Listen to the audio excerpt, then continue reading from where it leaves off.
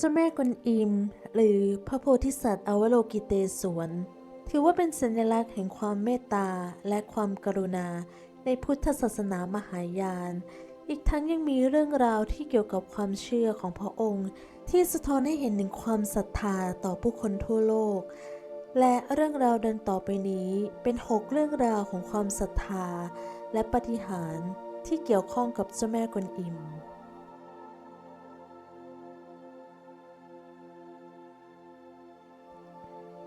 1. ตำนานของเจ้าหญิงเมียวซ่าน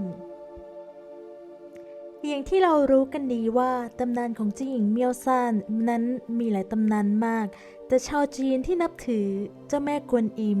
และเทพเจ้าตามความเชื่อของนิกายมหายาน เรื่องราวเหล่านี้เป็นตำนานที่เกี่ยวข้องกับเจ้าแม่กวนอิมที่อยู่ในรูปแบบของมนุษย์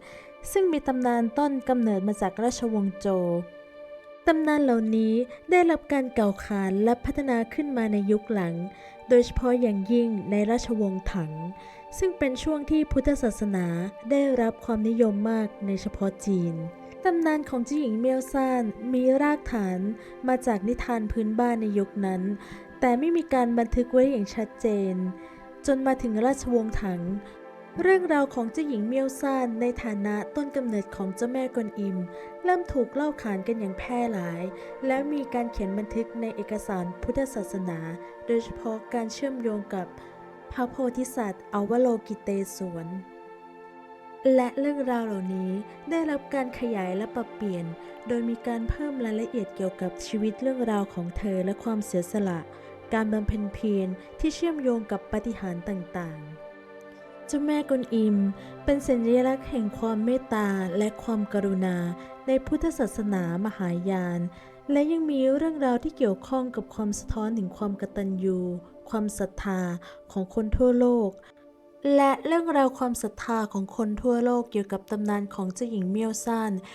ยังคงขยายแผ่ไปทั่วโลกเพราะพระองค์ถือเป็นสัญลักษณ์แห่งความรักและความกรุณาอันไม่มีที่สิ้นสุด 2. ตำนานเจ้าแม่กวนอิมปางพันมือ เมื่อศาสนาพุทธมหายานได้เข้าสู่ประเทศจีนในช่วงแรกในสมัยราชวงศ์ถัง และในช่วงยุคนั้น รูปเคารพของพระอวโลกิเตศวรยังคงเป็นรูปของบุรุษตามในแบบพุทธศิลป์ของประเทศอินเดีย แต่หากในการเวลาต่อมา ช่างชาวจีนได้คิดค้นและสร้างรูปปั้นเป็นแบบสตรีเพื่อแสดงถึงความอ่อนโยนและความกรุณาที่เด่นชัดเป็นอย่างยิ่งดังเช่นความรักของมารดาที่มีต่อบุตรและสะท้อนให้เห็นถึงความรู้สึกและความเชื่อของประชาชนที่อยู่ในพื้นที่ห่างไกลแม่แบบซึ่งมาจากประเทศอินเดียและนอกจากนี้อาจจะเรียกได้ว่ารูปปั้นของเจ้าแม่กวนอิมซึ่งอยู่ในลักษณะของสตรีที่เป็นสัญลักษณ์แห่งการยอมรับเป็นอย่างกว้างขวางในประเทศจีนและแพร่หลายมากกว่าปางอื่นๆเจ้าแม่กวนอิมปางพันมือจากศิลปะจีนในยุคช่วงของราชวงศ์ซ่งที่พบการเคารพรูปปั้นเจ้าแม่กวนอิมในลักษณะของสตรีเพศที่เกี่ยวข้องกับเรื่องราวของตำนานเจ้าหญิงเมียวซ่านและในพระหัตถ์ข้างหนึ่งถือแจกันบรรจุน้ำทิพย์และกิ่งเหลวในบางครั้งรูปเคารพของเจ้าแม่กวนอิมถูกสร้างไว้พระหัตถ์ไปถึง4 กรหรือมากกว่านั้นซึ่งเกี่ยวข้องกับเรื่องราวของเจ้าหญิงเมียวซ่านที่ครั้งหนึ่งเคยเสด็จไปช่วยพระบิดาให้หายจากอาการประชวรโดยหมอเทวดาที่รักษาให้พระบิดาแจ้งว่าจะต้องใช้พระหัตถ์ของพระโพธิสัตว์และควักพระเนตรมาทำยาหลังจากพระโพธิสัตว์ได้บำเพ็ญทานและเสียสละอันครั้งยิ่งใหญ่นั่นก็ปรากฏพระเนตรกลับคืนมาและมีพระหัตถ์ที่งอกออกมาถึง1,000 กรนอกจากนี้ยังมีเรื่องราวที่เป็นปาฏิหาริย์ที่เกี่ยวกับในช่วงอุทกภัยครั้งยิ่งใหญ่เมื่อแม่น้ำฮงโหล้นขึ้นมาท่วมบ้านเรือนราษฎรพระโพธิสัตว์กวนอิมได้บันดาลให้พระกรมีพระเนตรพระหัตถ์เข้าช่วยเหลือประชาชนแสดงให้เห็นถึงความกรุณาอันไม่มีที่สิ้นสุด 3. ตำนานน้ำมนต์จากเจ้าแม่กวนอิมตามตำนานได้เล่าว่าเจ้าแม่กวนอิม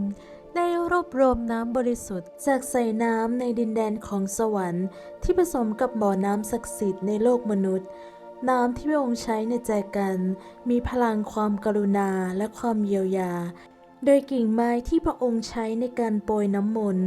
มักจะถูกระบุว่าเป็นกิ่งหลิวหรือกิ่งไม้ทิพย์ซึ่งมีพลังในการบรรเทาทุกข์และชำระล้างบาปและน้ำมนต์จากเจ้าแม่กวนอิมถือเป็นเรื่องราวที่สะท้อนความศรัทธาและความเมตตาของพระโพธิสัตว์กวนอิมที่ใช้น้ำมนต์ศักดิ์สิทธิ์เพื่อช่วยเหลือผู้คนและสัตว์โลกที่ทนทุกข์กายใจโดยน้ำมนต์นั้นมีที่มาจากแจกันทิพย์ที่พระองค์ถืออยู่ในพระหัตถ์คุณสมบัติน้ำมนต์จากแจกันของเจ้าแม่กวนอิมมีพลังศักดิ์สิทธิ์ในการรักษาโรคร้ายแรงทำให้ผู้คนที่ทนทุกข์ทรมานจากความเจ็บปวดนั้นได้รับการเยียวยาและล้างบาปชำระจิตใจด้วยน้ำมนต์นี้จะช่วยชำระล้างบาปของผู้คนในอดีตและทำให้พวกเขารู้สึกสงบทางจิตใจปกป้องภัยอันตรายผู้คนเชื่อว่าน้ำมนต์ศักดิ์สิทธิ์สามารถป้องกันพลังอำนาจที่ชั่วร้ายและช่วยให้รอดปลอดภัยจากอันตรายต่างๆ 4. ตำนานดอกบัวกับเจ้าแม่กวนอิมตำนานดอกบัวเป็นหนึ่งในเรื่องราวที่เชื่อมโยงกับเจ้าแม่กวนอิมและพุทธศาสนาสิ่งสำคัญที่สุดคือดอกบัวถือว่าเป็นสัญลักษณ์ที่สะท้อนถึงความบริสุทธิ์และความงดงามจากการหลุดพ้นจากความทุกข์ตำนานได้เล่าว่าเมื่อเจ้าแม่กวนอิมเสด็จมายังโลกมนุษย์ทุกย่างก้าวของพระองค์จะปรากฏไปด้วยดอกบัวที่รองรับเท้าเพื่อแสดงถึงความบริสุทธิ์และความศักดิ์สิทธิ์ดอกบัวนั้นเป็นสัญลักษณ์ของการนำทางให้ผู้คนได้หลุดพ้นจากความทุกข์ยากและในบางตำนานได้กล่าวว่าเจ้าแม่กวนอิมประสูติจากดอกบัวที่ลอยอยู่กลางทะเลสาบบนภูเขาศักดิ์สิทธิ์ซึ่งดอกบัวนั้นได้เปล่งแสงสว่างและมีกลิ่นหอมไปทั่วสารทิศเป็นสัญลักษณ์แห่งความงดงามและความบริสุทธิ์ในธรรมชาติอีกทั้งดอกบัวยังถือว่าเป็นสัญลักษณ์แห่งการตื่นรู้ในพุทธศาสนาอาทิเช่นเจ้าแม่กวนอิมที่เป็นพระโพธิสัตว์และดอกบัวที่พระองค์ถืออยู่ในพระหัตถ์ได้สื่อถึงการบรรลุธรรมะและการเป็นแสงสว่างให้กับผู้คนได้เดินตามเส้นทางแห่งความดี 5. ความเชื่อเกี่ยวกับการขอลูกจากเจ้าแม่กวนอิมเรื่องราวเกี่ยวกับการขอบุตรจากเจ้าแม่กวนอิมเป็นหนึ่งในความศรัทธาที่แพร่หลายกันในผู้คนที่บูชาเจ้าแม่กวนอิม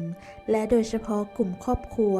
ที่ต้องการมีบุตรและความเชื่อที่มีพื้นฐานที่มองว่าเจ้าแม่กวนอิมเป็นสัญลักษณ์แห่งความเมตตาความกรุณาและการประทานพร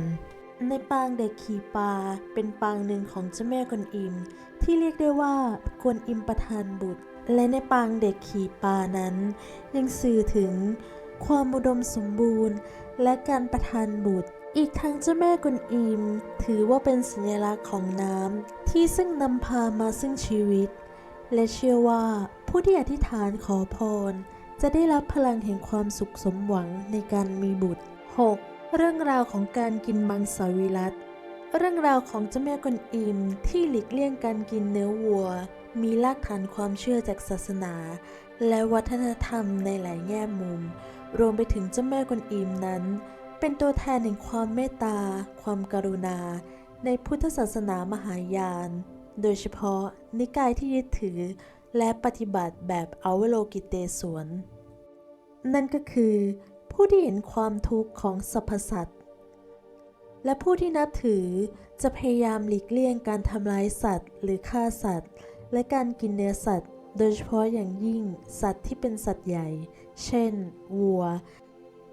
ถือว่าเป็นสัตว์ที่เป็นสัตว์ใหญ่และมีบทบาทในเกษตรกรรมและเศรษฐกิจในวัฒนธรรมของจีนวัวถือเป็นสัญลักษณ์ที่มีคุณประโยชน์ต่อมนุษย์เป็นอย่างมากและในบางคติความเชื่อวัวถือว่าเป็นสัตว์ที่มีจิตวิญญาณสูงและใกล้ชิดกับเทพเจ้า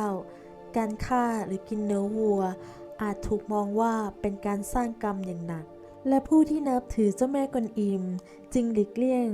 เพื่อปฏิบัติตามหลักการการใช้ชีวิตอย่างสะอาดและบริสุทธิ์